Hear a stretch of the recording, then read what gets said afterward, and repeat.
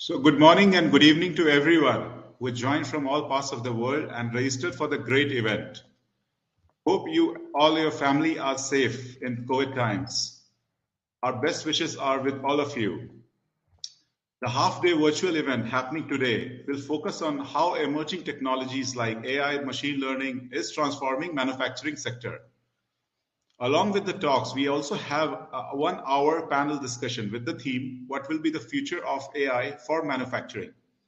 Now to begin with, let me introduce myself and the company to you. So my name is Nitin Naveen and I am the Vice President Innovation and Strategy at AI CoreSpot. I'll be your host for the day.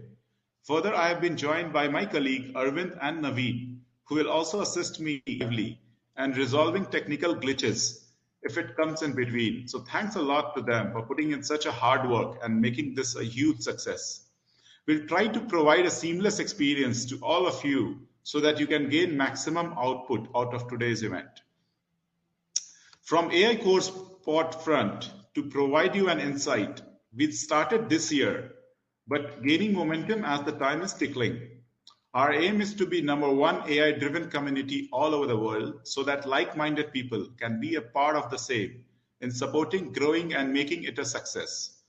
Our mission is to serve as a hub for information regarding Industry 4.0 technologies, which encompass and not limited to AI, machine learning, deep learning, robotics, blockchain, IoT, edge computing, analytics, 5G, drone, edge AI, digital twin, AR, VR, cloud, and so on.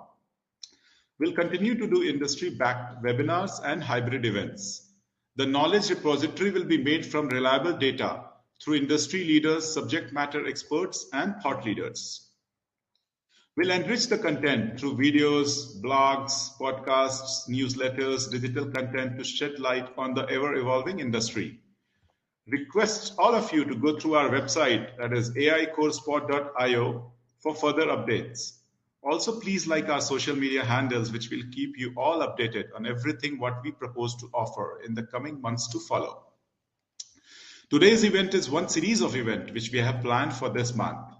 It's power-packed with speakers' presentations and panel discussion themed around how AI is transforming manufacturing sector. On September 28, we also are coming up with a webinar with the theme Learn How AI is Transforming Manufacturing Sector. The timing is 8:45 a.m. CT to 10:15 a.m. CT. So it's around an hour time. So you all can register. We'll send details to all of you so that you do not miss out on the same.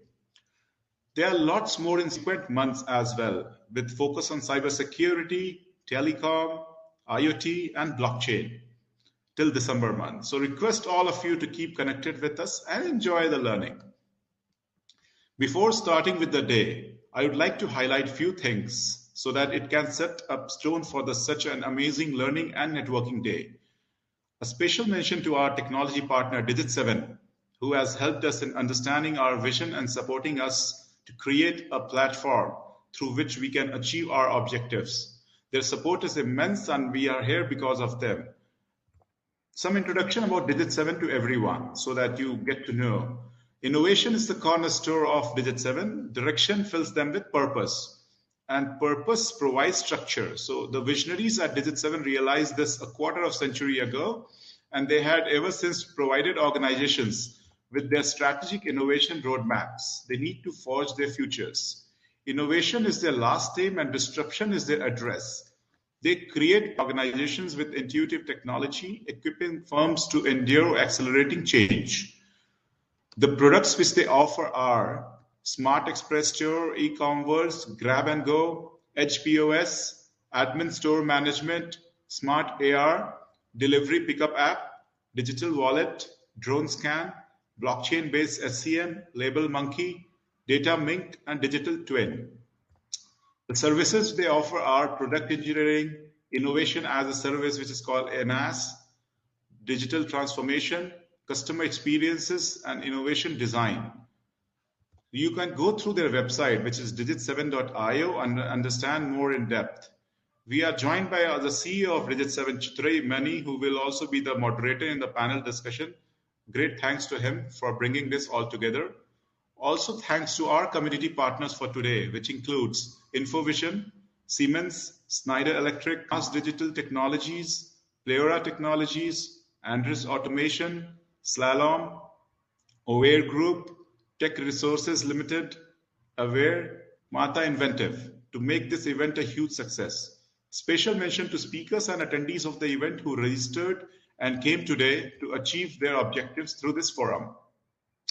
At the end of the day, if you gain a few things out of this or get to know network with each other, our core objective as a platform will be achieved.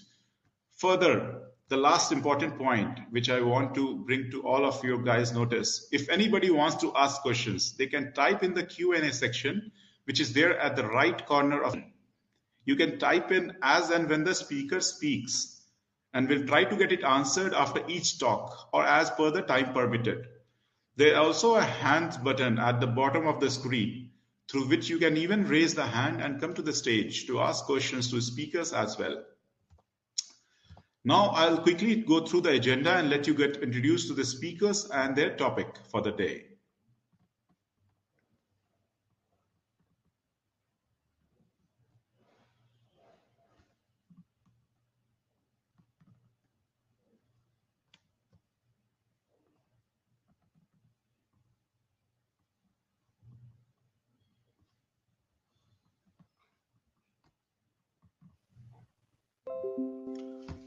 Hope everybody can see the screen. So yeah, thank you for the confirmation. So yeah, the time is 8:53 a.m. It is supposed to start at 9 a.m. We have Deepak Jose, who's Director Demand Analytics, Mars Digital Technologies. His topic is leveraging data and analytics to drive profitable growth. He will be the first speaker for the day. Then we have Jonathan, who is the President, Pleura Technologies, and his topic is reducing inspection errors, costs, and risk with hybrid AI. Then we have Arthur Gooch, Director of Innovation, Andres Automation. His topic is Artificial Intelligence Toolbox for Industrial Control. Then we have Harshad, who is Global Practice Head, Supply Chain, Slalom. His topic is Digital Innovation in Supply Chain.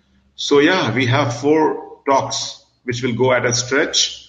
We'll try to take a break of around 10 minutes. Then we have a panel discussion at 10:30 a.m. till 11:30 a.m. In the panel, we have Chitrayi Mani, who's the Chief Technology and Innovation Officer in Infovision, and he's also the CEO of Digit7. So he will be the moderator. We have Helenio Gilabert, who is Senior Director, Edge Solutions Industrial Automation Business, Schneider Electric, who will be also the moderator. We have Brandy Lefontaine, who's VP. She's VP and Chief Data Officer, Aware Group. Then we have Jamie Smith, VP of Products, Aware, and Jordan Lapp, Head of Product Tech Resources Limited. So we have great 5 speakers who will take the panel discussion, and the agenda is in front of you. What will be the future of AI for manufacturing? Then we have Jim Wilmot, who's Product Marketing Manager in Siemens. His topic is optimizing manufacturing with artificial intelligence. And then we have last talk for the day by Dr. Yan Shi Shang, founder and CEO of Mata Inventive. His topic is fusing in artificial intelligence with equipment monitoring for manufacturing optimization. So yeah, this is great 11 speakers we have for the half-day virtual event. So now I invite our first speaker for the day. So our first speaker is Deepak Jose. May we have Deepak? Yeah. So Deepak, you can share your presentation and I'll hand it over to you. Thank you. Thank you very much. So good morning, good afternoon, and good evening, everyone. I am Deepak Jose. I am part of Mars Digital Transformation team. And before I get my presentation started, Nitin, can you confirm you can see the screen? Yes, we can see the screen. Okay, very good. Thanks everybody for joining. I am part of Mars Digital Technologies, and we drive digital transformation across globally for all the segment for us at Mars. At Mars, we believe the world we want tomorrow starts with how we do business today. I will start by sharing a quick video to tell you who we are as Mars.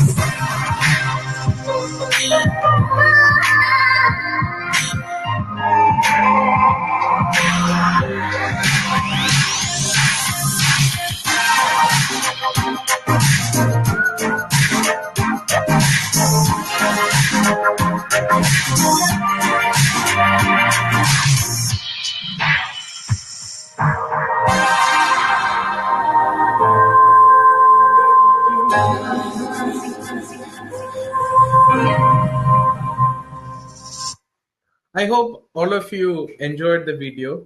If I could, if I were in person, I would have started now by giving you some M&Ms and stickers. Today, I'll be talking to all of you about leveraging data and analytics to drive profitable growth. In my agenda, there are some key themes that I'm going ahead with. I want to introduce Mars Digital and Mars Digital Engine. What is advanced analytics? It could mean different for different organizations. What does it mean for us? What is our data-driven innovation agenda, which is one of the use case within the entire manufacturing? I'll be sticking to one. What are some of the enablers of success? And depending on time, I'm happy to take any questions or later on connect with you as well. But let me start with digital transformation was a very complex concept. When the Mars Digital Technologies leadership team took charge, they wanted to explain digital transformation in a very simple terms to every Mars associate. We are more than 100 years old, more than 100,000 associate. We went ahead with a theme of speed, 100x speed. Growth, efficiency, and risk avoidance were the key things that we wanted to focus on. Now, as you know, Mars, in the video also, we operate in 80 plus different countries. This is one of the largest privately owned companies in the world with several billion-dollar brands. Mars Pet Care has brands like Pedigree, Royal Canin, which is on the pet nutrition side. But on the pet health side, we have pet hospitals like Banfield and VCA. A fun fact about Mars, Mars is one of the largest employers of veterinarians in the world. All of us are familiar with some of the Mars chocolates and gums like M&M, Snickers, Extra, and Mars food brands including Ben's Original Rice, Dolmio Pasta, etc. It's a very purpose-led organization. So when we started our journey it was very important for us to explain the digital transformation in a very simple way. And this is how we went ahead with it. We call it our Mars Digital Engine, which is always business-led and technology-enabled. What does it mean? Mars Digital Engine is a four-prong approach. First, you find the problem using user centricity and design thinking. It is more important to find the right problem than solving the problem right. That's our methodology. Putting consumers or the users in the heart of defining the problem. Once you find the problem, then you use AI, machine learning to solve for it. Once you find and solve, automation, this is where you free up the time and resources of the associates so that we can reinvest that time on something more valuable. And all of this is going to work if and only if we deliver in an agile manner. And what does agile mean? If you want to move from point A to point B, you don't need a Ferrari, you just need a skateboard. How can we build the progress over perfection mindset was very important. This is Mars Digital Engine, and this is being leveraged across all the digital technology associates in the organization. Now let me start telling you what does data and advanced analytics AI meant for the organization. Now, I'm sure that all of you are quite familiar with this framework.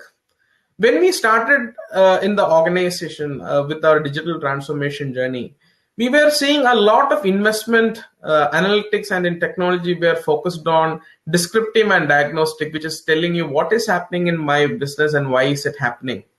But we took a position that, hey, we want to spend a lot of our time on predictive and prescriptive, which tells you what is likely to happen and what are the actions should I take. And prescriptive, which is the AI led approach, you will see more value even if the complexity is high. This was the foundation of our value led approach. Now, let me talk a little bit about the different approaches in analytics which existed in Mars in every organization and what is the position that we took. Now, I am not suggesting that one approach is better than the other, but this is what we have seen and we have taken this position. Now, I know several of you might have are part of IT organization, and I've been also in the past. So generally an IT organization goes with a data-led approach, which focuses a lot on data automation to give the data to the business so that they can generate insights and subsequently take decisions. Now, there is an insights-led approach, which is traditionally in a manufacturing organization done by the CMI teams, the consumer marketing insights teams. Probably every 4 weeks or every month, you will get very good insights. They do some automation and they do some decision enablement, but it's more of fantastic insights. Now, when we started our journey at Mars, it was very important for us to be a decision enablement-led approach or a value-led approach. In simple words, that means if somebody asks me to do a pricing study or pricing analysis, the first question that we ask is, are you willing to have a tough negotiation with the retail partner of yours? Then we'll focus on it. For us, data and analytics does not only mean data to insights. The more important thing is insights to action so that your insights are implemented. And we did this by using a very simple framework. We call it the inverted pyramid approach. In any organization, we spend a lot of time in building a huge data asset, data lake, data mart. Decade back, it would take 1.5, 2 years to build a good data asset. Then we'll create knowledge and insights to generate some action to create some small value. And my encouragement to everybody is, how can you start with the value first approach? So that you can think about what are the actions that you can take, and for that, what are the insights that you need, and for that, what is the data that you need to have. That is the change in approach that we implemented, and it is working really well for us. We are driving several hundreds of millions of dollars in profitability for the organization. Now, at this point, I want to showcase a little bit about how we are driving building the capability around innovation. Now, in any organization, innovation will be successful only if we do it with speed and if we have the right relevance. You can see any operating business moves at a logarithmic phase. But generally, the markets, technologies, and the consumers changes goes in an exponential phase. If the rate of change in the outside exceeds the rate of change in the inside, the end is near. I didn't tell that. That was told by Jack Welch, the CEO of GE. It is very important to drive things with speed, and that's where AI comes in. And for us, in this world, data sciences combined with behavioral sciences are the key enablers for creating innovation at speed. Data science, this is where the AI comes in, and the behavioral sciences, this is where you need to understand the user really, really well. And in the heart of it, the innovation happens. We think about innovation in 3 phases. The foresight to understand what is happening in the hidden pattern. You need to understand the deep consumer understanding. And finally, once you launch a new innovation, you need to deconstruct the product success and failure. And for us to build an ecosystem like this, it is very important to design the technology solution in the right way. And I'm going to tell you a small story before uh, to explain how we should be designing the solution. Some of you might have heard this, so apologies. I'll be telling this story once again. Uh, there is uh, the Central American country Honduras. The country is quite known for its natural disasters, earthquake, hurricanes, etc. So in 1940s, the Honduran government collaborated with the US government to connect to vast majority of land. So this is, and they built a bridge which was built to last, to withstand the disasters. This is called the Choluteca Bridge. The construction was successful, but several years later, another hurricane hit the country called Hurricane Mitch. Because of the hurricane and the flooding, the river changed its course. Now you have a bridge with no water under the bridge. This bridge was built to last, but definitely not built to adapt. The reason why I tell this story, last year the pandemic hit us, and that was like a life-changing event for a lot of us, for all of us. And that means that the technology, and for a manufacturer like us, the e-commerce business started accelerating. The consumer preferences started changing.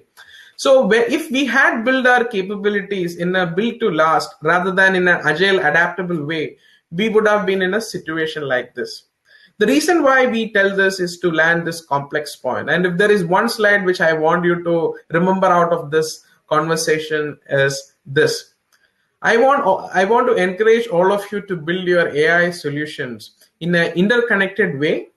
That means innovations lies in the heart of sales, strategic revenue management, marketing, supply chain forecasting. How can you build your solutions in an interconnected way? The second thing is, how can you build these capabilities in a reusable way? It is very easy to solve the problem once, but can you build it in a sustainable way is a bigger question. And the last thing is white box.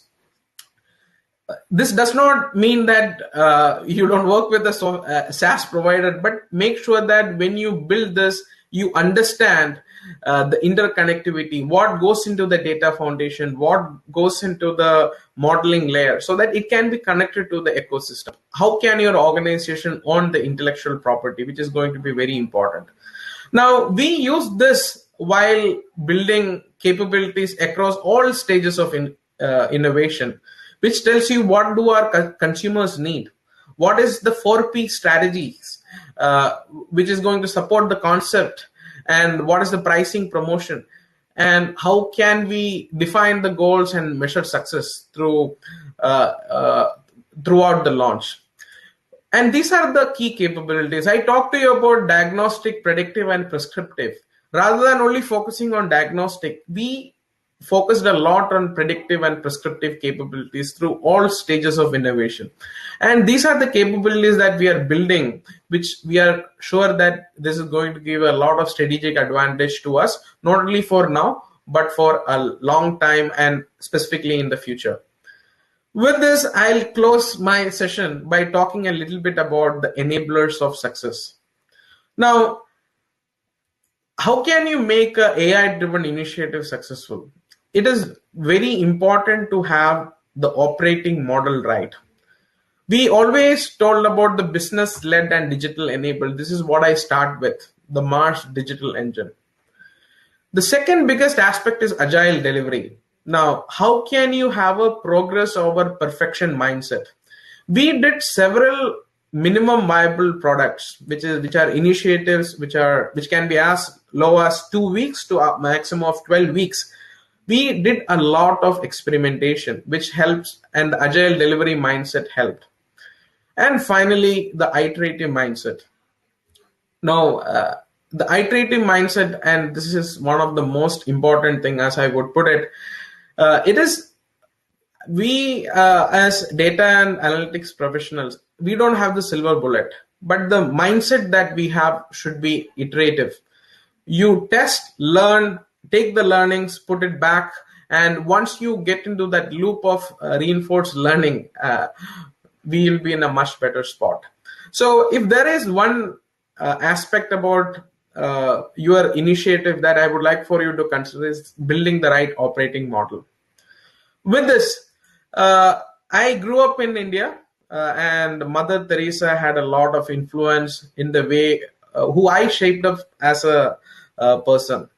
And she once quoted, "Not all of us can do great things, but we can do small things with great love." And the reason I want to, and this is something which resonates really well with me. What does it mean for me? We don't have to boil the ocean. We can focus on small things. We do it really, really well, and take that success to the next place. So my encouragement to all of you is, pick up those small things, do it really well, do a lot of small experiments, and you can be really successful in it. With this, I'm happy to take any questions. For us at Mars, data and analytics, we call it our digital armor. We want, as we call ourselves, fellow Martians, to have the digital armor, which is going to help them move with a lot of speed. And I'm happy to take any questions at this moment. Thank you.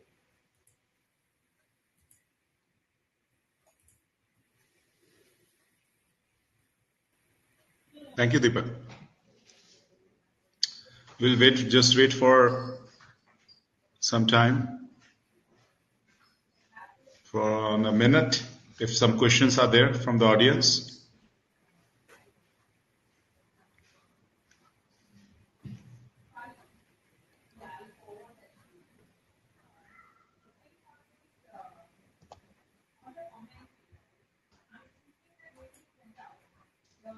Guys, if any of you have a question, you can just type in the Q&A section, and Deepak will be happy to answer.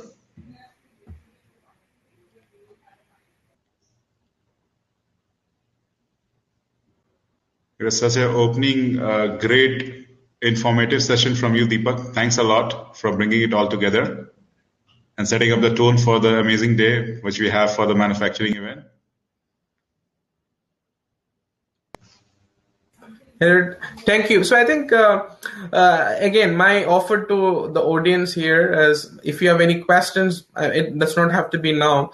Please feel free to reach out. You can connect with me on LinkedIn or Twitter, or these details are available with Nitin. And Nitin, please feel free to share it out to the larger audience. But happy to take any questions if you have from this process. Okay. So there is one question from Jamie Smith. What roles need to be educated regarding progress versus perfection? That's a great question, Jamie. From a progress over perfection mindset, I think it should come from the organizational leadership as well. I think it is very important for our leaders to understand, in an agile delivery model, the first product is never going to be a Ferrari. It is always going to be a skateboard. So getting the leaders more comfortable with that approach is going to be very important.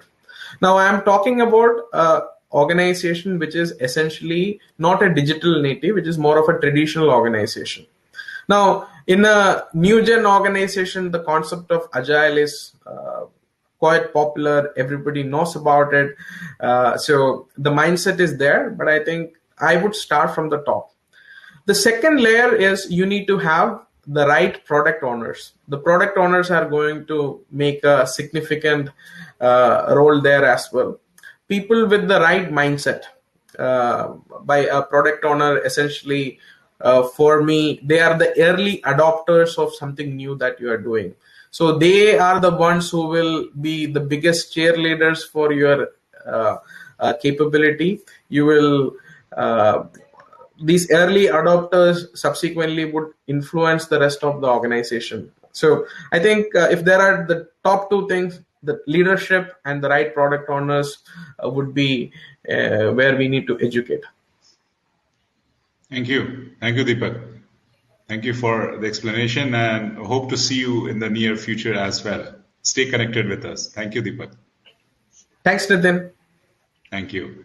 So guys, we'll quickly move on to our next presenter. So we have Jonathan Howe, who is the president, Pleura Technologies, and his topic is reducing inspection errors, cost, and risk with hybrid AI. So may we have you, Jonathan, up on stage? Yep. Can you guys hear me? Yes. Perfect. Yeah, I can hear you. Yeah, we can hear you. All right. Thanks. So I'll go ahead and share my screen and actually start with a kind of a demo just to illustrate the concept here. So clearly, like there's been a lot of technology in the world and how we do things. So what I'm going to do here is just kind of to illustrate the concept is digital transformation, right? You can do very neat things like what I'm doing here on screen today. And what I'm trying to illustrate here is, well, there's a lot of cool technology out there. We're living in this world of digital transformation for manufacturers, for AI. And clearly the technology exists. And what we're trying to do though is that gap, that hurdle that's still there is how do manufacturers get access to this technology? It's not whether the technology is there, it's how do you build these? And how do you do that in a non-technical way for guys like manufacturers, non-technical people in a no-code platform? So the basis of today's discussion and what we're going to be covering is around how to leverage AI in your factory and digital transformation.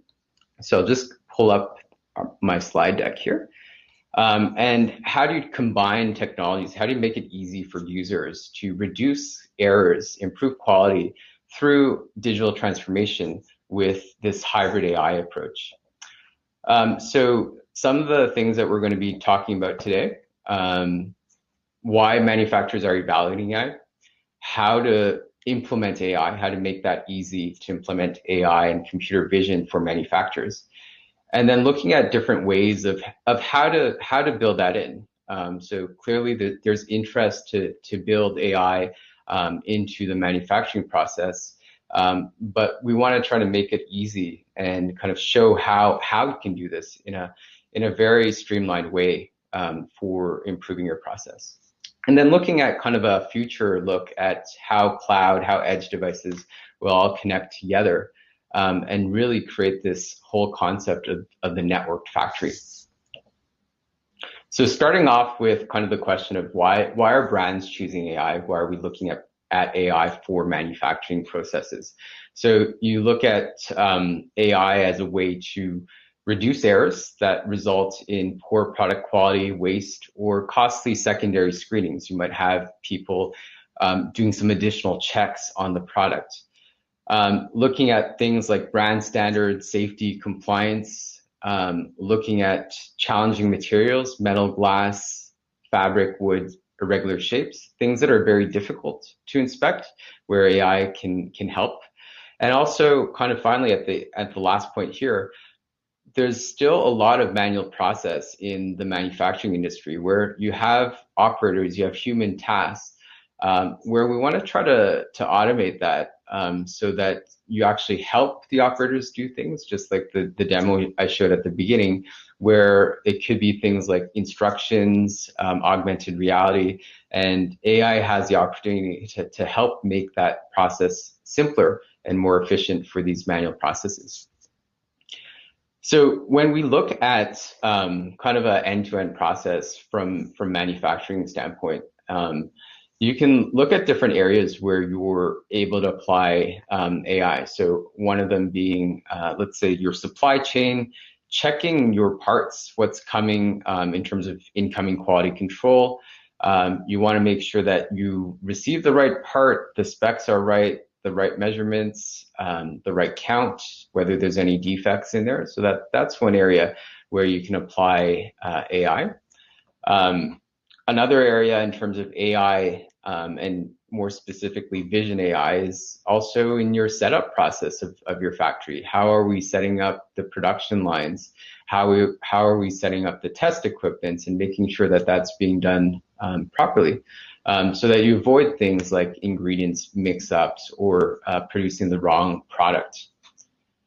Then you get into kind of the more traditional lines of where you think of vision and cameras and AI.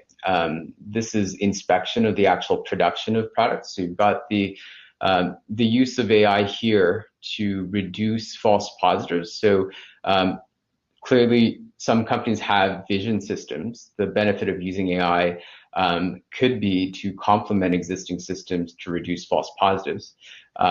Maybe use AI to inspect challenging materials that in the past it would be very difficult to inspect using traditional methods.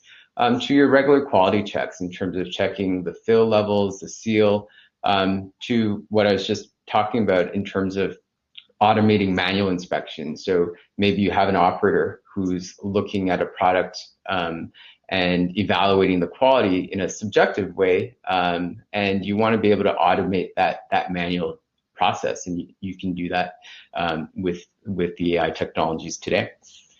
Then you think about, well, sorting and assembly. So sorting products, you can use AI for tasks like classification. To assembly instructions, how do I put things together? How do I follow the right instructions, and how do I make sure that the product is being built correctly? Take the example of building IKEA furniture. You've got instructions, and people interpret those in different ways, and then you kind of get upset at the end when kind of you forget a step, and then you have to go back, or you have some extra pieces lying around and you're not really sure why. So these are areas where kind of that interaction of AI with the workers can help prevent errors and improve quality. All the way to packaging and shipping, where you're talking about things like shipping labels, making sure that you've got the right label on there, it's not crooked, or you've not forgotten a label, and checking all of that in that final QA, QC process before the product is shipped out. So like I mentioned, the technology, right, it's really exciting. AI, you can do a lot. The question is, how do you do it, and how easy it is to do it? So when you're thinking from a manufacturer perspective, for someone who doesn't know how to code, who doesn't know any of the technical details, it could be a bit scary in terms of looking at how you deploy AI within the factory, especially when you're talking about from an infrastructure perspective. If you've already have investments in things like cameras, software, and controllers, you want to be thinking of, well, it doesn't really make sense to replace everything in the factory with a brand new system. You would want to leverage your existing cameras if you have them, and make that work in conjunction with AI. The other part that I was trying to illustrate at the beginning was really how complicated is the development of AI. Do I need specialized skills? Do I need consultants to come in and build AI for everything? Well, that ends up really being very expensive, because every project, every automation that I want to run becomes a custom development project, and then I've got to start picking and choosing, well, where do I start first? And it actually becomes a longer time scale because of that complexity. And then the third aspect is, well, how do you maintain from a usability standpoint, from a user standpoint, people, operators in the factory who have been using tools and software that they're familiar with? Well, you don't want to suddenly change out all the tools that they've been using. You want to see how actually can I fit that in with existing tools and processes, and not really interrupt the workflow or the flow of what someone does in their day-to-day. So the next step here, kind of some background in terms of more technical, high-level overview of, well, what is AI versus what's our classical vision approaches. So I'm talking more about AI from the vision aspect. And when you talked about computer vision, machine vision, there's usually two approaches. You've got your traditional computer vision, traditional machine vision, where that works where features are being extracted, identified. So you might hear things like edge detection, corner detection, thresholding, and a developer goes in and handcrafts solutions. So they do trial and error, look at different values and see, well, how do I extract defects, or how do I extract an object from that image using that technique? So the disadvantage with this approach is that, well, every time you're trying to look for something new, it means I have to go back and find a new formula based on the new images or what I'm trying to find. With AI and deep learning, what's happened now is that process has been made simpler in terms of, well, I no longer need to be a developer to have to tweak thresholds and complex values. I can teach the system based on data that I capture and train models for the tasks that I want it to do. So how this works is you're working with images that you're passing, you're tagging the features that are part of that training process. And then it tries to mimic how we're thinking in terms of, well, if I'm trying to look for a red apple versus a green apple, you might think, well, let's first classify, is it a circle? Does it have a stem? What's the color? Is it red? Then you make that determination with the confidence value in terms of this is a red apple. So that's how it works. And there's pros and cons to both approaches, where traditional vision doesn't require lots of data. Deep learning AI does require data to be trained, but you don't need to do specific programming in the software tools that are available today. Where AI and deep learning excel, looking at object identification, segmenting a scene like you have here in the image, difficult texture, OCR, being able to read text on difficult distorted objects or dot matrix print, things like that.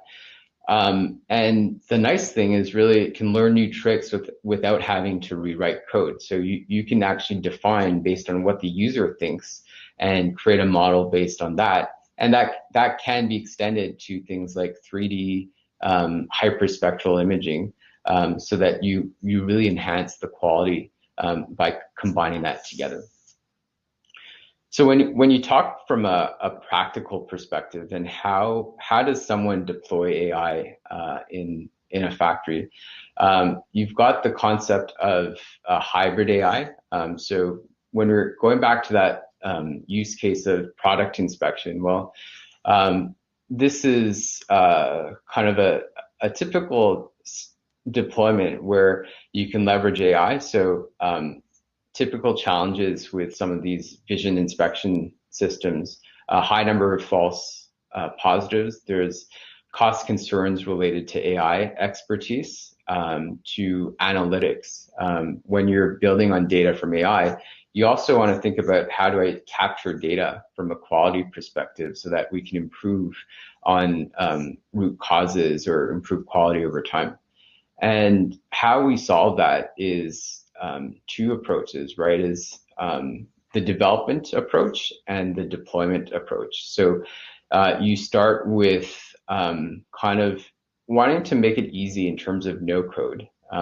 Today in manufacturing and just in a lot of the enterprise applications, there's a lot of talk around no code, low code, and really making it easy for non-programmers to create the automations, because at the end of the day, the business person understands what they're looking for. So you want to equip them with tools that they can have to build their own apps for automation, for quality, and build that AI model, that app that will then run. And with edge devices now in IoT, well, you have a simple way now to deploy that throughout the factory at different spots. You don't need powerful servers to run these. You can run these at the edge. So how that would work would be, you can imagine the quality person or someone in charge of building these apps within the organization would build that through a no-code interface, transfer that to an edge device, connect their camera, and you can start inspecting your product and get the results that you're expecting, whether it's an accept or a reject of that product. So kind of really plug and play, right? Trying to make it simple so that it's no longer custom development. It's something that the brand, the manufacturer, has in their control to bring more of that AI expertise in-house for manufacturing. Another approach that kind of worth considering too is, well, maybe the full automation is not kind of the short-term goal. If you look throughout your factory, what are some of the challenges where you have manual tasks that are still in place that you can use a system to just help a worker perform their tasks better? So maybe not fully automated, but semi-automated, but augmented so that it helps improve the quality of a manual task. And an example here, right, is humans are well suited for inspection tasks, but if you get tired, if you get distracted, that can actually reduce the quality. You can let errors slip by. And in general, if you use your eyes to check something, if you use your eyes to do something, it's like me asking you to count how many black dots, black circles are in this slide. It's more subjective, and it could be it could change depending on the day, depending on the person. And what you see then, that translates into typical error rates of 20 to 30% when you're doing manual tasks like inspection. When you're talking about building products and following instructions, up to 62% error rate, depending on the complexity of what you're putting together. So some examples of tasks that are throughout the factory that could be automatable through AI, through vision, things like helping operators count, checking labeling, printing barcodes, again, checking whether things are crooked. It could be subjective. Is this crooked or not? Well, you use a camera, that's going to help you make that decision more objective. To checking product assembly, to digitizing work instructions and having kind of that augmented reality view where the operator actually can instruct or follow the instructions on screen and interact with these apps from the system. So you can imagine this process kind of where you install a system in the factory of the future where these operators, let's say this is an assembly station, you've got this set up there with a camera, with a monitor. They place the product in, they're shown step by step how to assemble the product. It includes a check to make sure that they've done it properly. So you're not necessarily interrupting that process of them assembling the product. It just kind of fits on top of their regular workflow.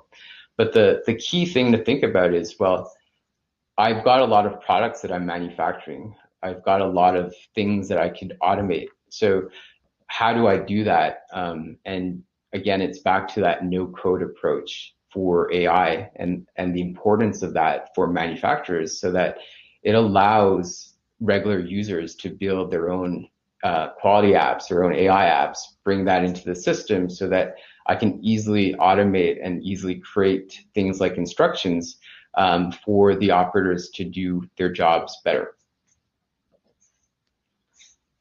So what's next? So you've got very cool technologies around AI, you've got analytics, you've got edge devices. And what are we working towards from a factory perspective when we talk about putting all this together?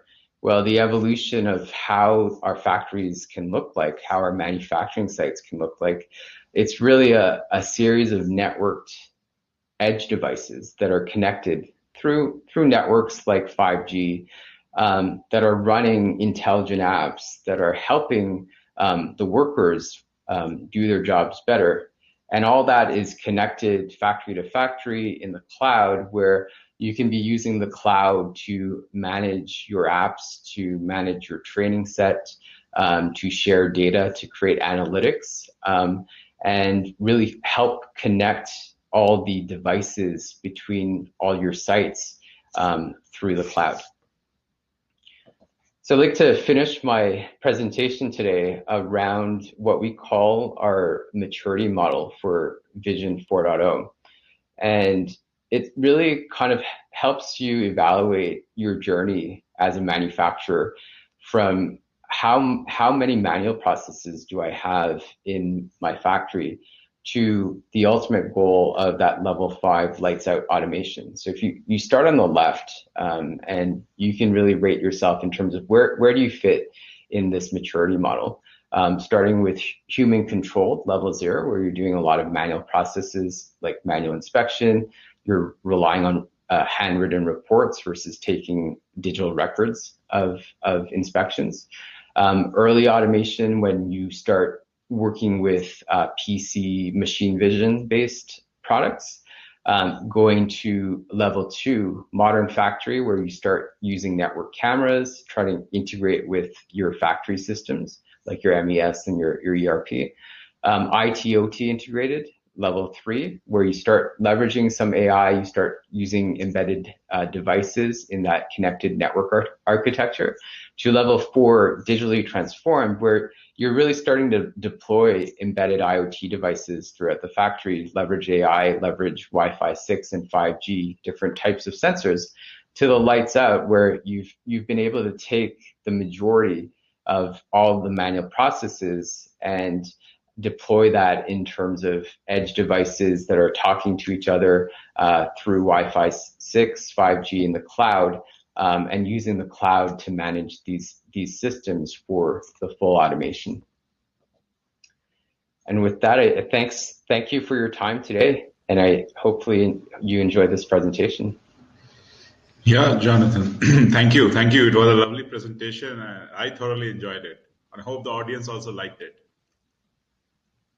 Thank you for giving a roadmap of what you need to do in all the stages and where your company is into. Thanks. It was a lovely presentation. Any questions, guys? Any one of you have? You can put up in the Q&A section, which is there on the right side. So you can put the questions in between also. It's not that you have to put at the end of the presentation. You can, if you have any questions, you can put it, and that saves some time.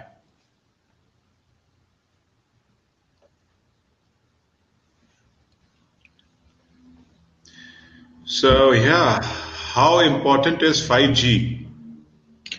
Yeah, I mean, 5G is definitely important in terms of one of the standards that are being used in the factories. There's basically competing standards, I think, between your traditional Wi-Fi approaches with 5G.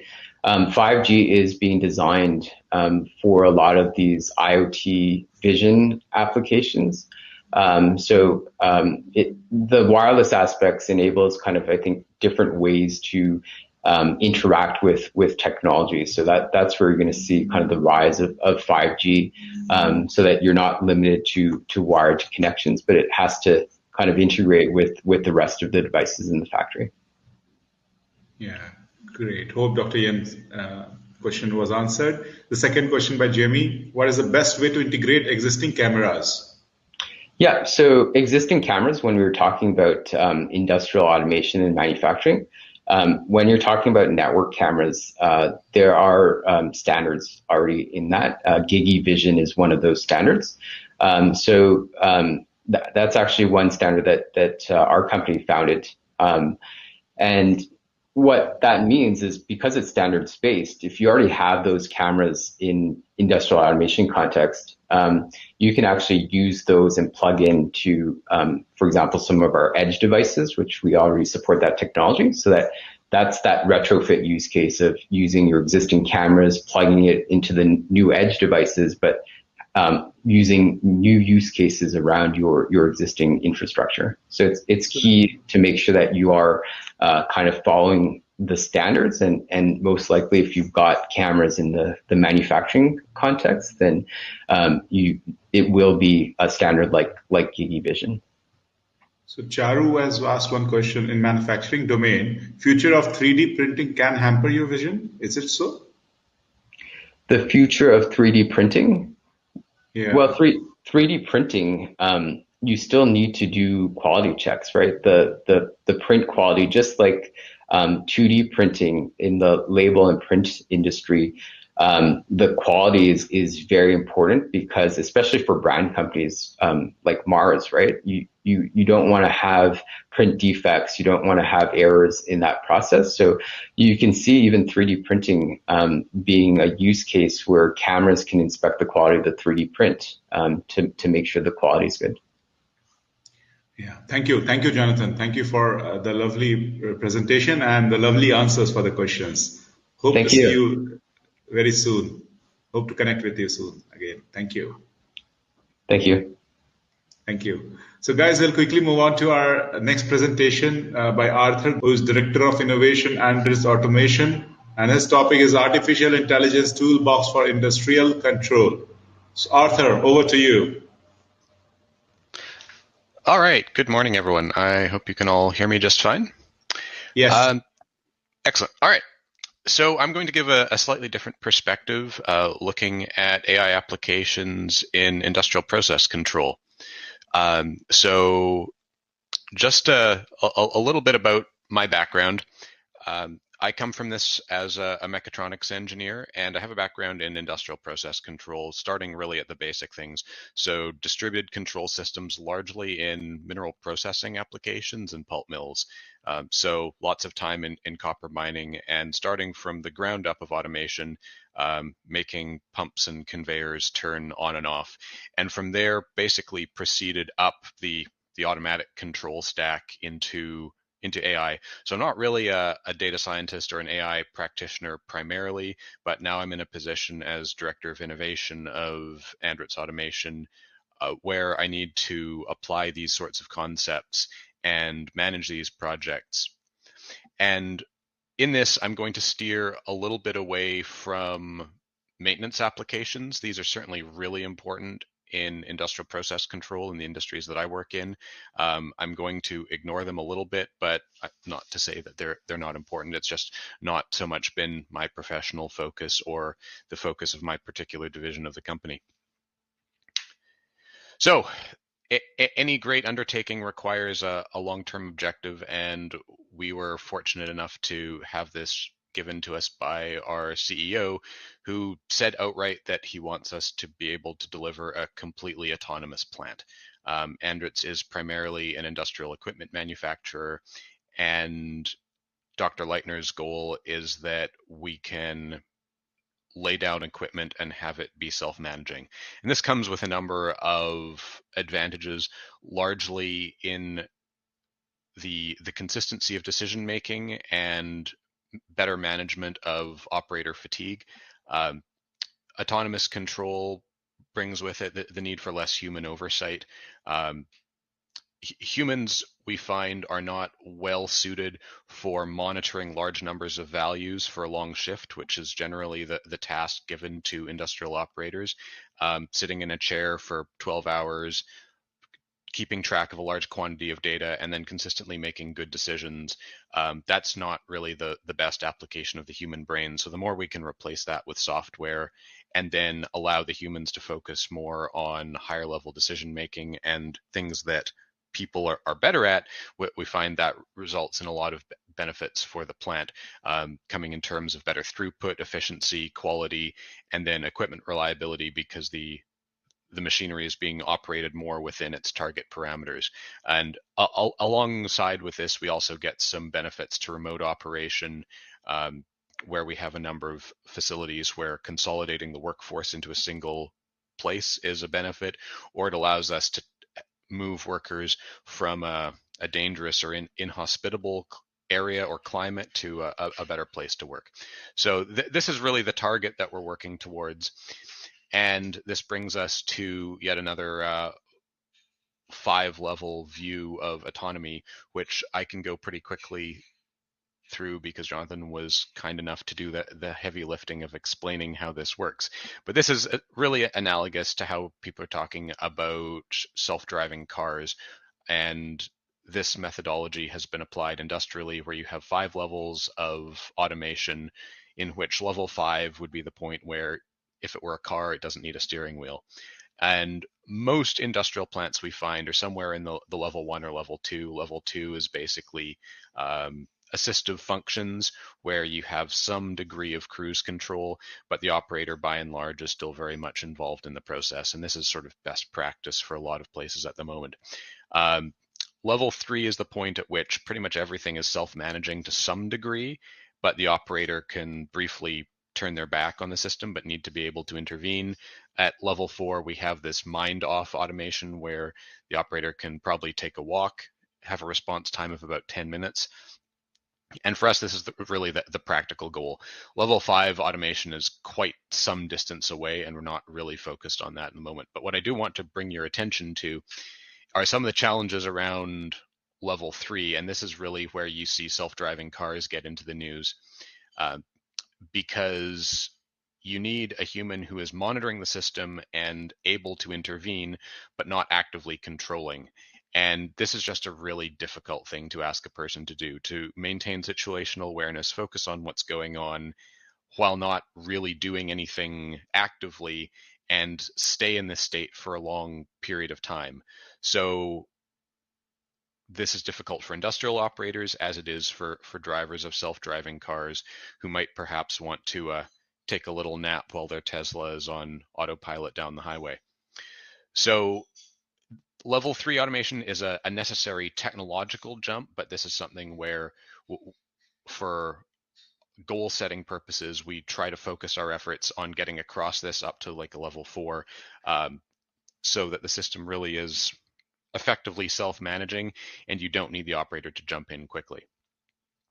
But that gives us a framework, and now what I want to do is just talk to you about how we would approach the types of AI and how these would be delegated to different types of problems within the plant. So I would imagine that most of you, given that you're at an AI conference, have seen this Gartner chart, where you have this progression of analytics from descriptive to diagnostic to predictive to prescriptive, basically as an escalation of the complexity, where you start by describing the current state of things and gradually progressing up to making recommendations to then taking over the decision-making process. And this is a very logical flow. And yes, it does talk about increasing complexity, but when you're talking about industrial automation applications, we need to look at things a little bit differently, because in order to control a process, we need to handle a variety of different challenges. So I come at this as a controls engineer. I hope one or two of you have seen this kind of diagram before, but this is a really standard sort of starting point block diagram of industrial feedback control, where you have a reference, which is basically the target signal that you're trying to achieve. It gets compared to some value from a sensor. The difference between the two is the error. This gets passed to a controller that does some decision making, affects an actuator, which goes to the system, which is your process, and then that's the physical world, and then the physical world is measured again by the sensor. So this is all happening as a closed loop in real time, and this is feedback control. And most industrial automation problems fall into this general framework. A lot of them are handled pretty well already by existing technology, but equally a lot of them are not. And then this is where my role comes in, trying to figure out how to apply AI to help this particular chain out and solve problems relating to it. So we can split this up into sort of 3 areas, which are two of them are AI. These are or potentially AI. These are the 2 on the left that are relevant to our work, which is the decision making, which is the controller, and measurement, which is the sensor. On the right, we have the hardware and robotics, which is basically the physical actuator in the field. Definitely a very necessary part of the system, but not so much my focus. And for us, this doesn't wind up being as wrapped up in AI. So this sort of breaks up the Gartner descriptive to predictive hierarchy a little bit, because we have understanding the system state is the measurement, and we have decision making, which is the control. So for us, one is not necessarily better than the other, and we may have problems where a measurement AI solution is all you need, and we may have problems where a decision making AI is all you need, and you can really just go into one or the other to solve the problem. Now, taking a look at how these AI solutions are proposed, there's a real danger, and hopefully I think the industry is moving a little bit past this, where we start with a bunch of data, it goes into some sort of black box of machine learning, and at some point reaches critical mass and dollars fly out. Trying to stick with the theme of being a very boring, pragmatic controls engineer, this is not really how AI automation works in the real world. What we wind up is small cores of machine learning that are being wrapped in classical AI and good software engineering. And the idea is you can start with a small kernel of machine learning to benefit some aspect of the process. And then over time, we wind up with more little AI functions that gradually subsume the original symbolic logic. This can also be described as code 1.0 or code 2.0. This terminology is popular in some circles, but this is just sort of for introduction of it. But the code 1.0 is basically the existing code base, which is written in the conventional way by people. There's a lot of very good algorithms that we're still doing in this space. And then code 2.0 is what's learned by machines. You have this machine learning model, which is gradually expanding within the application. So thinking about this and how this proceeds in terms of the different types of technology that we need to enable each one of these automation levels, we can sort of start at level 2 with a number of proven existing technologies, and a lot of the level 2 enabling functions are not really AI at all. Model predictive control and expert systems have been around easily for 20 years, and then we can wind up with some very narrow, precise machine control. Recently did a prototype in reinforcement learning to do equipment control, which manages a particular aspect of a particular machine, and that was quite successful. But really at level 2, we're talking about like a supervised cruise control. Level 3 automation is really characterized by the system having a good understanding of the plant state and is able to then alert a person to any problems. So you don't necessarily need the person watching all of the details at the same time. And level 3 is effectively about alarming for us. So that the technologies that fit into this are digital twins, which can either be machine learning based on history, or you can involve physically based modeling, which isn't really an AI technology at all. For us, enhanced sensors would be application of new types of sensors to the process. So a lot of the development here is in computer vision and audio sensors and things that are designed to replace what humans might take for granted when operating a process, and then supporting these with AI-based fault detection routines. And this is also where the predictive maintenance gets in. Level 4 automation, which is the automatic fault reaction, is sort of the defining characteristic here. Level 4 is primarily a decision-making leap for technology, and this happens on 2 fronts. One of them's the supervisory sort of optimization layer, and then the other is the emergency fault response. And then at level 5, we wind up with the fully autonomous control, where you have, again, more decision-making in production planning and emergency management. So just so it's not all me talking, what I want to do is give you a little demo. And I'll give a quick intro and then start the demo running. So what we have here on the left is a flow sheet of a piece of an industrial process from a simulation package. This is part of a copper grinding process. And what we have in this process is a measurement of particle size being discharged from a mill. And like many measurements in many plants, this is a lab sample point, which comes to us every half hour or so. So I will just get the video running. So what we have here is something that I recorded yesterday. And we have a piece of software that my company makes, and it's an automatic machine learning designed to create a digital twin for this particular data. So what we want to do is we have this lab measurement. It's measured every 30 minutes. And this is very informative to a person. But if you're talking about closed loop industrial control, it's not really that useful. What we'd really like is a continuous measurement. So what we're going to do is use machine learning to upgrade a 30-minute measurement into something that gives us effectively a continuous signal. So I'll expand this just a little bit so you can see what's going on. So we start with reading in the historical data, and we're going to do some quick automatic data cleansing, and then this will get built into a model which gives us what we're after. So starting off, we need to add some of the tags from the process that we think will be relevant. Very similar to what Jonathan said, the objective here is really to enable a process engineer, or effectively a person with domain knowledge, to deploy an AI solution without needing a bunch of coding or data science expertise themselves. So in this case, adding the tags relevant to the problem is really the person who knows the process having an understanding of what parameters around we think are going to be relevant. And we could add a tremendous number of parameters if we don't really know, but that's going to be basically just going to add computational load.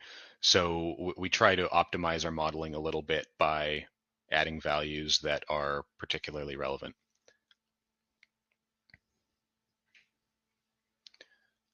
So we just add a couple of these, and I can just skip this ahead a little bit. So now we have a bunch of tags added. We select the parameters for the model we want, and we can start the training process.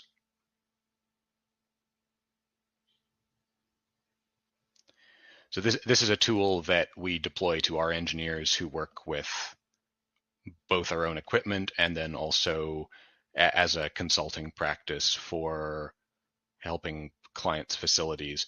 So one of our staff would basically deploy this at a client site and then use the system to set up and deploy machine learning models inside their primary control network. So time was accelerated a little bit on that model training. Realistically, that would have taken about 10 minutes. What we have is a model score of 94%, which is a very abstract number, but basically that's just telling us that we think we got a reasonable correlation between our inputs and some sort of continuous measurement. There's some statistics about how many different machine learning models were tested, and now we can take a look at the model output. And this is the zooming in, but it's probably easier to see in the PowerPoint version. So what you see here is the black, where the sampled measurements, and the blue line is the continuous value. And then this is something which we can feed back directly into an online control scheme. So this would be an example of AI being deployed on the measurement side. And then you could probably, in this case, use a very simple classical algorithm on the decision side to benefit you. So I hope this was one example of something you think you might be able to deploy in your process. And with that, I thank you for your time. And if there's a moment for any questions, I'm happy to answer them. Thank you, Arthur. Yeah, thank you for the lovely demo on the digital twins. So there's a question for you. Is semiconductor fabrication mostly at level 4? I'm not terribly familiar with semiconductor fabrication, so I'm probably not the best person to answer that.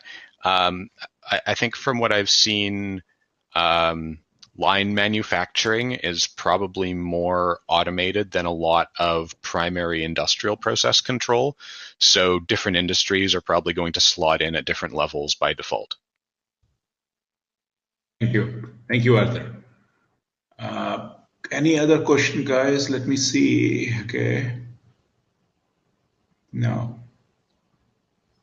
Thank you, Arthur. Thank you for the lovely presentation, and hope to connect with you sooner or later.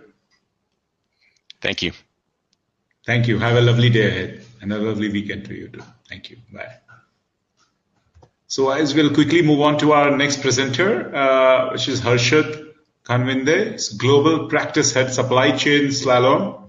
And his topic is digital innovation and supply chain. So may we have Harshad taking the stage? Thank you, Naveen, and hello, everyone. Thanks for having me here.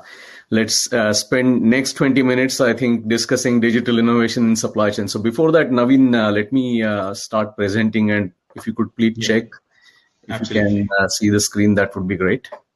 Yeah.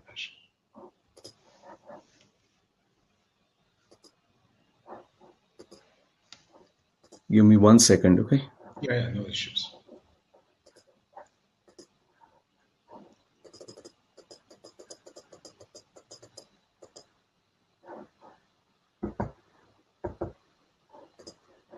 In the meanwhile, I'll just repeat, guys, if you have any question, just type in the Q&A section, which is at the right side, so that we are on time. And if any time is left, we can ask the respected speakers.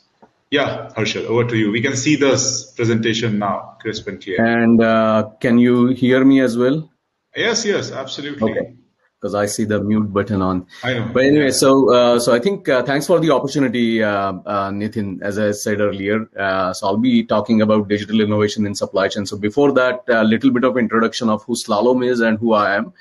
So Slalom is a modern consulting firm. We do business as well as technology consulting, and specifically across strategy, business transformations, as well as software development, analytics, and business application integration.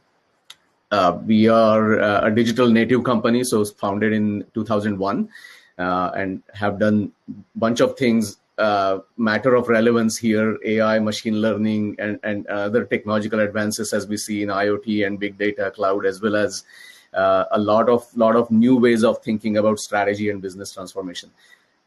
My personal background, so I lead, as Nitin mentioned, I started and run now the supply chain practice for Slalom globally across our 40 offices in the United States, as well as our markets that we serve in Canada, UK, Japan, and Australia, and some markets in Europe.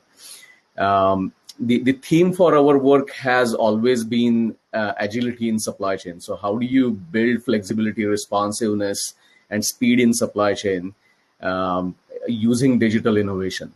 So we'll touch upon that a little bit. Before Slalom, I was with Amazon in Seattle, and I was leading the transportation and inventory allocation initiative. So both the product side as well as day-to-day operation for fulfillment by Amazon.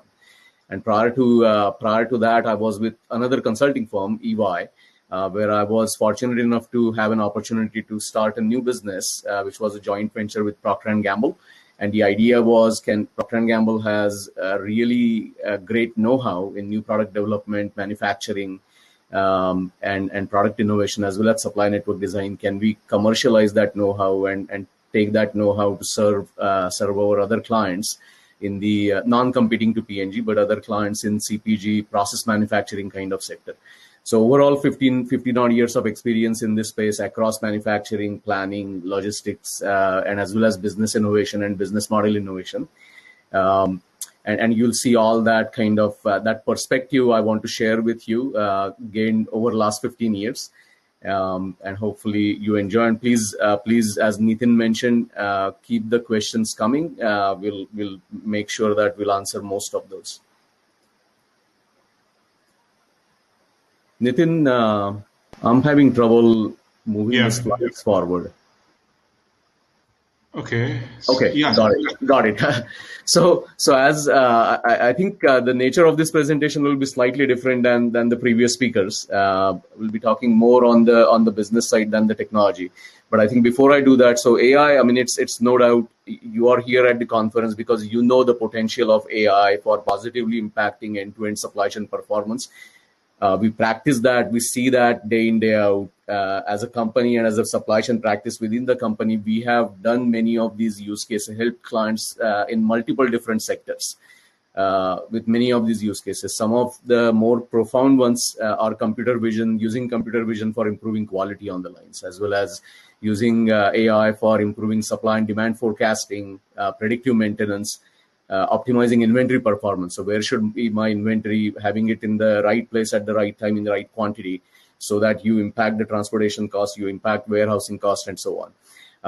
Also, we are seeing a lot of impact. So when supply chain drops the ball, it's not just the supply chain that gets hurt, but customer service and your commercial side of the business gets hurt as well. So using NLP and other AI techniques to improve the customer service performance improvement. So all those different use cases, I'm sure that you're reading a lot about it, you're practicing that, and it's nothing new to you. The challenge is that we do all these different things, and we have seen many examples. But then the key question I keep personally asking myself, and really curious about it, that why do we rarely see that potential realized at scale? I mean, if you think about even the modern form of AI, I'm not talking about the mathematics behind it being around for a long time, but even the cloud-enabled, big data-enabled AI that we see today, it's been around for a while now. And there have been lots of pilots and lots of POCs and lots of initiatives where people are putting money and everyone is talking about digital transformation. But why do we rarely see that at scale at many companies? There are some shining examples, of course, but I would say bunch of it remains at curiosity and a lot of lip service than getting realized and having a real impact on the bottom line or customer performance, customer service. One of the key root causes, as we see, and based on past several years of experience, is essentially this I'm a hammer looking for the nail kind of syndrome. There are a bunch of other root causes as well, but essentially it comes down to that many times the narrative starts with, hey, let's do something with AI. And then figure out the use cases. It has to be the opposite way, right? But hammer looking for nail, what we have experienced that often one of the key root causes why we see the potential not realized the way it should be. This is one of my favorite quotes. Amazon has influenced me in more than one ways, my thinking and how I think about these things. But one of the things that we really embody as we think about supply chain and as we think about digital innovation in supply chain is true disruption happens in customer adoption. True disruption doesn't happen in technology innovation necessarily. So technology innovation in vacuum without having that linkage and that logical link to what happens at the customer moment of truth, it doesn't go anywhere. So true disruption happens in customer adoption. Most of these examples that you see on the right hand side, Uber disrupting taxi industry, or Airbnb disrupting the hotel industry, or Netflix, there is that innate customer need. There is always a story that an inventor inventing on behalf of the customers. Customers might not be asking it at the time, but somehow that internalizing what real customer needs are, what jobs the customers are trying to accomplish, and reading between the lines and then working backward from that customer view, and then creating solutions to solve those problems. That almost always the key. When you do that right, innovation at scale happens. When you don't do that right, then you have this pilot purgatory. That there are a bunch of pilots and POCs, but nothing happens because you're not trying to solve the real problem that will actually impact someone's life in a meaningful way. So we take this very seriously as we think about supply chain innovation or digital innovation in supply chain to get toward that agility in supply chain vision. So as I said, focusing on the real problems that your customers, and customers don't necessarily need to be external customers all the time. It could be your internal stakeholders you're trying to solve. I think that the thing that I said about meaningfully impacting someone's life, I think that's super important. Focusing on the real problems, it's super important. But then again, the question is, how do you find those real problems, right? So focus on real problems, solve those problems really fast, pretty straightforward, pretty logical. Some of the observations from the past several years of working in this sector and working with chief supply chain officers, chief manufacturing officers, and helping them on this journey. As you see on the screen, try to invent painkillers and not vitamins. Super important. When you internalize what problems your internal or external stakeholders are facing, and you go after those specific problems and solve those. So in other words, invent those painkillers. Adoption becomes that much easier. Then you'll seldom then find yourself, if you do that well, in a situation where, hey, I have invented this. Now you know what, my users don't understand it. They just don't get it. I need 6 months of change management effort. If you're in that situation, probably you didn't find the right problem, or you didn't internalize the problem the right way. But if you internalize that the right way, then and identify how to invent the painkillers, then adoption becomes that much easier. Again, the second key core tenet that we follow is that things that are easy to maintain and easy to use at enterprise level scale, but don't really solve the specific problems that people are facing, are not going to go anywhere. And many times this happens. So many times we are in this situation where even before you really understand what the problem you are trying to solve, and what's the shape and the shape of that problem, and really trying to kind of deconstruct that problem, many times people get hung up on, hey, can I maintain that at scale? Do I have capabilities to maintain that solution? Can I scale it at all my locations? So people think about scale prematurely. People think about maintainability prematurely, even before they understand the problem really well. And again, often, if you get on that path, it's hard to kind of get back. And after 6 months and 1 year's worth of effort, and typically those solutions are not going to solve the problem, are not going to be adopted, not going to be scaled effectively. The third thing, most important thing, is you have to be practical. You have to move fast. Perfection is the enemy of good, right? So a good solution that works is better than a perfect solution that just stays on the paper and stays on the presentation decks. So identifying that problem, internalizing that problem, and then having this cadence of every few weeks or every quarter at least, you are delivering tangible value.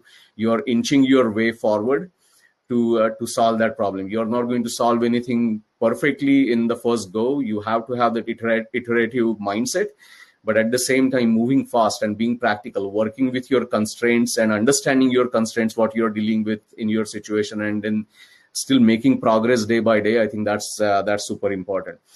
So many times we find leaders and doers in many companies get hung up on the fact that it might not be perfect. We might have to do a do-over. We might be creating throwaway work, and just that creates this analysis paralysis that people don't move, and years go by and nothing had changed. So a couple of things. Then, how do you find what problems to solve? Where do you find those, and how do you know which problems to solve first? Those are non-trivial questions. It may seems logical that go after real problem, internalize real problems, and just do all these things to move fast, but that's not easy. I mean, there are always so many different ideas. When you're looking at Fortune 500 companies, or even companies with $1 billion revenue, or even a couple of $100 million, so many people and so many complex things happening at the time. How do you identify which problems to solve? And that's not a trivial thing. So a simple framework that we use, the ship and the speedboat, there signifies the agility that I was talking to. So having that uber goal of how can I make my supply chain, and by supply chain I mean procure, plan, make, and deliver all aspects of supply chain. By making agility as a goal, that you want to build this flexible, responsive, fast supply chain without breaking the bank. Then the things that we have identified are super important and helps us identify those problems to solve. Is to get agility, you need to have three things. You need to know what's going on in your supply chain. It could mean visibility into your inventory, visibility into your assets, and productivity of your labor force. But also equally important is visibility into your decisions that different operators are making at different nodes in your supply chain. Then the predictability, that having an ability to predict the scenarios, and then focusing on those what if scenarios so that you can make better decisions day in and day out, the operational decisions, not just the strategic decisions. And finally, the most important thing is act. So no matter of visibility and predictability and the insights that you generate from those are going to help you, unless you build mechanisms so that your shop floor operators and your warehouse managers and your other frontline workers can act on those insights. So building mechanisms so that your operators can act on these beautiful insights, that becomes super important. And then going back to identifying the problems and prioritizing the problems, you got to ask yourself questions that, where do I stand in terms of no? If I have this goal of reducing my transportation cost in Latin America by these many percentage, what's really the root cause? Do I really know where my inventory is? Do I know whether the inventory is in the right place in the right quantities and how that impacts your transportation cost? So know, predict, and act, that framework gives you that mental model to think about these problems and then identify which problems are going to impact most compared to the others. You all know this. So again, going back to why digital innovation, right? So in our experience, agility in supply chain or having meaningful impact in terms of visibility or know, predict, and act, you'll reach the limit really fast unless you are smart about how to use digital innovations that are available at your disposal. So those could be Internet of Things, it could be big data, cloud computing, machine learning, and so on. But being smart about orchestrating among all those different levers that you have available so that you can impact the visibility, predictability, and action, that becomes of paramount importance. Again, coming back to the earlier code, true disruption happens in customer adoption. So always having that mindset, and bunch of that mindset has to be set, and the tone needs to be set by the leadership in the companies, and then that percolates down to the operator on the line. But you have to keep asking questions. The stuff that I'm doing, the things that I'm investing in, how does it impact my customer? Am I doing just the busy work? Am I doing some high school science project that might not see the light of the day? Or is it really there is a logical story that if I do this, this is how it impacts my external or internal customer? There are always going to be uncertainties, and you're not going to have all the answers. Bunch of things in that narrative will be blanks that you need to fill with additional research, additional experimentation. But unless, if you don't even have that logical narrative in place right now, that I do X, Y, Z, I use AI to improve my, for example, I use AI to improve my sales order forecasting so that I can have a really good distribution plan in place, and I can impact then right inventory in the right place in right quantity so that I can improve my on-time delivery. Unless you have that logical story right at the beginning, you're going on the wrong path. And to get that, the funny thing is, to get that logical story in place, you don't need 6 months of strategy engagement. Most of your people already know those answers. Just getting those answers in one place and coherently telling that story so that everyone is talking the same language, that's where most of the things start failing. And taking those few weeks upfront investment from the right people, having the right people in the room at the table, that makes the difference. That makes a big difference in identifying the right things to solve for. And the technology, I'm not, by no means I'm saying that the technology element is easy, but it becomes straightforward. You can identify the right experts, and externally, internally, you can form those right partnerships. We have seen great presentations from so many experts today itself. But that becomes straightforward. As I like to say, that you as the company leader, you own the problems. You can't delegate that to someone else. You own the problems. You need to have a really good narrative, how your problems impacting your customers. And there is no just negative connotation. So problems is one broader generic way to say it, but it's not that you are doing this just to fix something that's broken, but you're also, when you internalize with what customers are trying to do, that opens up new opportunities for your business growth that you can go after using technology. So that narrative goes both ways, the problems, the disruption, as well as new opportunities for business growth. But you need to have that narrative. You own that. Once you have that, I think engaging with the external partners becomes that much easier, and then technology becomes that much straightforward. So with that, I want to thank you all for this opportunity, and happy to answer any questions. Thank you, Arshad. Yeah, it was a lovely presentation, absorbing one. Thanks for giving practical insights to everyone. And that too said by Charu also. Yeah, great session. Congratulations. There's one question from Charu, Harshad, to you. Can AI model implemented in big corporation will adopt by small companies as well? If you mean by, I mean, there are a couple of ways to answer that. So one is just the simple inspiration, right? So Amazon is doing all these different things. Can I do the exact same thing? Yes. The stuff that you build for your company, can you just take it and use it as a plug and play for other companies? Rarely, in my experience, because the nuances of every company are going to be so different. And even within a company, if I look at a Fortune 500 company, let's say $20 billion company, operations in every country in around the world, the solution that's going to be useful in Brazil might not work in the same fashion in Germany. You are going to have those nuances that you need to tweak. But as a inspiration or as a starting point, absolutely yes. Yeah, thank you, Arshad. Thank you. Yeah, it's a correct way to, I think, interpret. Every region is different, every company is different, but the base remains same. Yes.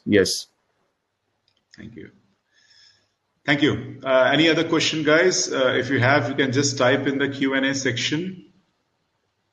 Okay, speaker PPT available. Yeah, we'll get all the speaker PPTs and we'll pass it on to all the participants who have attended the event. Thank you, Arshad. Thank you for the lovely presentation, and it was nice hearing practical aspects from you. Thanks, Nitin. Thanks for the opportunity, and talk to you soon. Bye. Yeah, talk to you soon, and hope the audience and the other speakers also learned a lot of things from you. I think it was a lovely one. Thanks, Harshad. So, guys, now the time is 10:22 a.m. So the next panel discussion is in the next 8 minutes. So we'll connect at 10:28. That is in the next 6 minutes. We'll take a break now. And in the next 6 minutes, we'll connect with all the panel members for the lovely panel discussion of around 1 hour. Thank you.